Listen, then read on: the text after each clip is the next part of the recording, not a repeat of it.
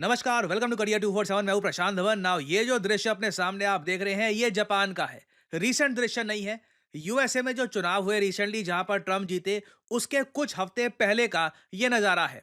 Japan के लोग उस वक्त बहुत ज्यादा सपोर्ट में थे डोनाल्ड ट्रम्प के। सब जापान के लोग नहीं, मगर कई जापान के लोग जो ट्रम्प की विचारधारा से एग्री करते हैं, जो मानते हैं कि जापान की सिंस आबादी गिर रही है, तो बाहर के इमिग्रेंट्स को जापान में लाकर आबादी बढ़ाना ठीक आइडिया नहीं है। तो उनको डोनाल्ड ट्रंप एक हीरो लगते थे। उनको लगता था कि ट्रंप आएंगे, चाइना पर प्रेशर डलेगा, ट्रंप आएंगे, जापान यूएस के रिलेशंस इंप्रूव होंगे। तो बहुत सारे जापानीज लोग इस तरीके से पूरे दिन रैलियां करते थे।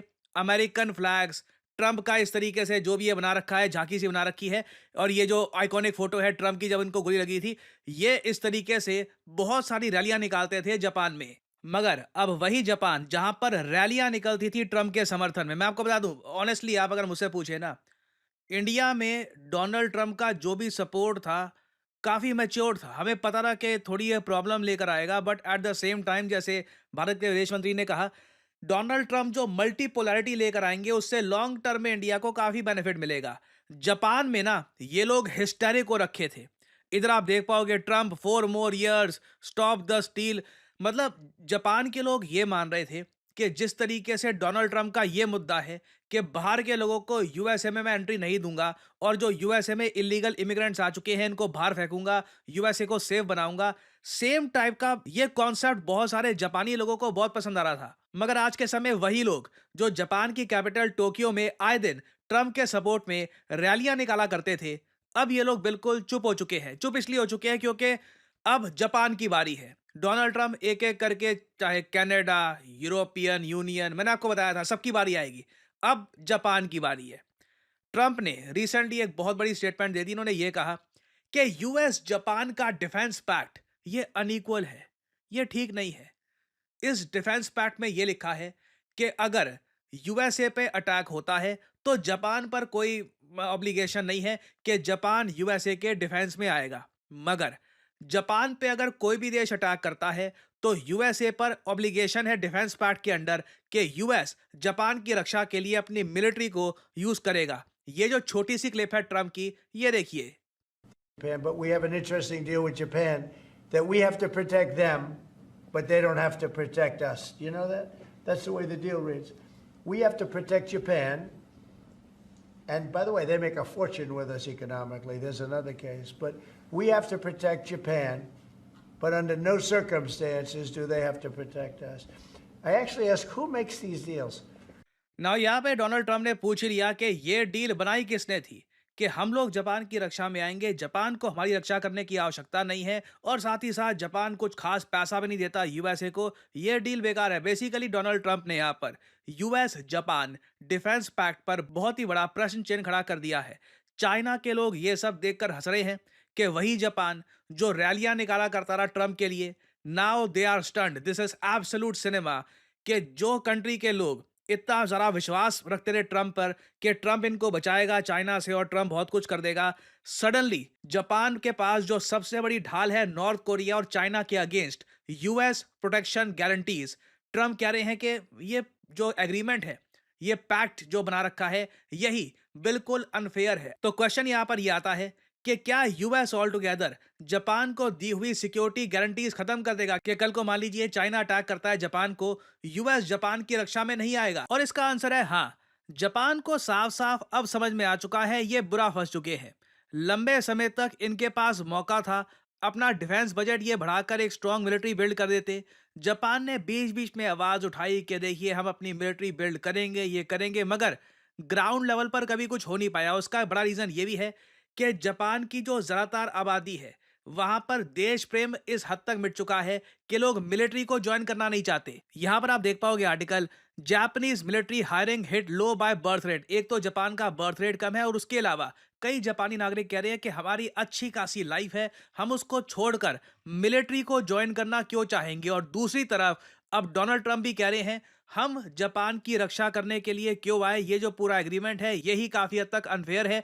अब अचानक से आप देखोगे जापान के लिए भारत और कुछ और कंट्रीज की जो इंपॉर्टेंस है कितनी जरा बढ़ने वाली है। इन पर्टिकुलर इंडिया में कहूंगा, मैंने पिछले कुछ महीनों में जापान से आए हुए काफ़ी सारे जियोपॉलिटिक्स बेस्ड रिसर्च पेपर्स पढ़े हैं जो ट्रांसलेट किए गए हैं इंग्लिश लैंग्वेज में। हर जगह एक चीज़ आपको कॉमन मिलेगी, जापान नीड्स इंडिया। और इसलिए आपने देखा होगा जापान ने ओपनली सपोर्ट प्लेज कर दिया है कि इंडिया के जो गोल्स है 2047 के कि भारत को बनना है एक डेवलप्ड कंट्री, उसमें जापान भारत की कंप्लीटली हेल्प करने को भी तैयार है। और ऐसी बहुत सारी बातें आपको जापान की तरफ से सुनने को मिलेगी और अब आप ये भी समझ पाओगे कि क्यों डोनाल्ड ट्रंप के पावर में आने से पहले जापान ने यह भी कह दिया था कि दुनिया को एक एशियन नेटो चाहिए। डिस्पाइट और इंडिया ने ओपनली जापान का जो ये कॉल है एशिया नेटो बनाने का, ये रिजेक्ट कर दिया था। उस वक्त कई इंडियंस बटे हुए थे। कई इंडियंस ने कहा कि जापान ठीक ही तो कह रहा है, एशिया नेटो बना लेते हैं, वहां पे इंडिया होगा, जापान होगा और साथ में कुछ और कंट्रीज हो सकती है, फॉर एग्जांपल इवन ताइवान को मे भी हम ऐड कर सकते हैं। बट इंडिया ने इसको रिजेक्ट क्यों कर दिया? अब आप समझ रहे होगे हमने इसको रिजेक्ट किया क्यों है, क्योंकि ये आइडिया फ्लोट होना ही नहीं था। आप इमेजिन कर सकते हैं 2024 में अगर एक एशियन नेटो सामने आती, डोनाल्ड ट्रंप आते ही पहले इसको डिस्ट्रॉय कर देते, it would never have even survived. और साथ ही साथ इंडिया ने क्लियरली एक अपना स्टांस रखा हुआ है, हम किसी भी मिलिट्री अलायंस का पार्ट नहीं बनना चाहते। क्यों? क्योंकि एक बार आप मिलिट्री अलायंस का पार्ट बन गए, अपना डिफेंस बजट आपने कम करना शुरू कर दिया, ये मानकर कि अब तो देखिए हमारा डिफेंस यूएसए या फिर जिस कंट्री के साथ भी आपने साइन किया है डिफेंस पैक्ट, वो संभालेगा। वही लिख दिया जाता है कि एक दिन आपका देश एक ऐसा युद्ध झेलेगा जिसके लिए वो कंट्री प्रिपेयर्ड होगा नहीं। तो जापान आज के समय बुरा फंस चुका है। डोनाल्ड ट्रंप आने वाले 4 सालों में जापान को लिटरली मैं कहूंगा हरास करने वाले हैं। इंडिया के लिए यहाँ पे अच्छी बात यह है, we don't really have to worry, हमारी मिलिट्री स्ट्रांग है, ओवरऑल एक स्ट्रांग कंट्री है, वी कैन डिफेंड आवरसेल्व्स। और सबसे बड़ी बात, हमारे देश के पास आज भी स्वाभिमान है। एटलीस्ट यूएसए में बैठा कोई कंट्री ये तो नहीं कह रहा कि हम इंडिया को क्यों डिफेंड करें। हम ओपनली जवाब दे सकते हैं, हम एक्सपेक्ट भी नहीं करते कि आप हमको डिफेंड करें। So again this is a huge lesson for countries around the world. Defence pacts long term में बहुत ज़्यादा खराब साबित होते हैं। शॉर्ट टर्म में हो सकता है कि कुछ आप अपना पैसा बचा के कंट्री को डेवलप कर लो, मगर एक टाइम पे आकर आगे आने वाली जनरेशन बहुत ज़्यादा सफ़र करती है। और फाइनली यहाँ पे आप लोगों से मैं सवाल पूछूंगा, देखिए अर्जुन का जो धनुष था महाभारत में, उसका नाम था गांडीव। यही नाम का रिसेंटली हमने एक मिसाइल प्रोड्यूस कर दिया है। आपको बताना है कि जो गांडीव मिसाइल ये तैयार हो चुका है, ये किस मिसाइल का ऑफिशियल नाम है। ये है यहाँ पे आपकी ऑप्शंस, अस्त्र mark 3, Hellfire missile, meteor missile या फ्लेम मिसाइल। कमेंट सेक्शन में करिए उत्तर। जो लोग देंगे सही आंसर उनकी कमेंट को मैं दे दूंगा हार्ट, ताकि बाकी लोग समझ पाएं कि सही उत्तर क्या है। नाउ देखिए, अगर हम बात करें न्यू एज जॉब्स की, तो आपने एक बात नोट करी होगी, चाहे आप naukri.com पे चले जाइए, कहीं भी चले जाइए, आपको एक चीज दिखेगी कि कॉन्स्टेंटली लोग, बैंक्स, वेरियस ऑर्गेनाइजेशंस, सब लोगों को डेटा एनालिस्ट चाहिए। तो आप अगर ग्रेजुएशन कर चुके हैं, समझ नहीं आ रहा आप करियर में आगे क्या करूं, क्या मैं करूं जिससे मेरी पहली जॉब लग जाए, वर्क एक्सपीरियंस मुझको यहां पर मिले and I can finally kick start my career, data analytics can be a great option for you. आपको करना सिंपली क्या है, कमेंट सेक्शन में जाइए, यहाँ पे आपको लिंक मिल जाएगा, इस लिंक पर करिए क्लिक। और अगेन देखिए, करियर 247 का जो डेटा एनालिटिक्स का कोर्स है, ये मार्केट में किसी और कोर्स से, क्योंकि मुझे बोलना पड़ेगा मार्केट में, क्योंकि आज के समय ऐसे कोर्सेज हार्वर्ड से लेकर आईबीएम से लेकर, I mean globally data analytics is the new age job. तो बहुत सारे जो दुनिया भर में इंस्टीट्यूट्स हैं ऐसे कोर्सेज ऑफर कर रहे हैं।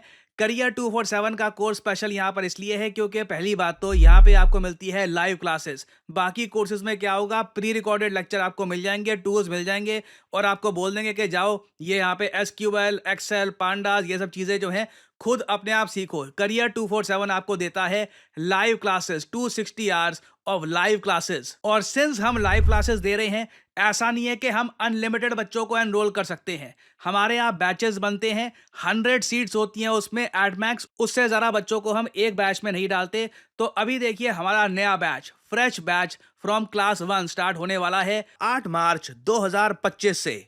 एक बहुत अच्छा मौका है आपके पास अपना करियर स्टार्ट करने का एज ए डेटा एनालिस्ट। आपको सिंपली क्या करना है, इस वीडियो के यहाँ पे कमेंट सेक्शन में जाओ, यहाँ पे लिंक पर क्लिक करो, अपना नाम, ईमेल आईडी, नंबर और यहाँ पे डिस्काउंट कोड आपसे मांगेंगे, यहाँ पे PG10 डाल देना, नहीं तो बाद में आपसे ज़्यादा पैसे चार्ज किए जाएंगे इस कोर्स के लिए। Make sure to add the discount code PG10 और करियर 247 के कंसल्टेंट की तरफ से आपको कॉल आएगा। आप उनसे सवाल पूछ सकते हैं कि किस तरीके से अपना करियर आप स्टार्ट कर सकते हैं as a data analyst. So इसी नोट के साथ यह है वीडियो का अंत। Thank you for listening and as I always say, may the gods watch over you.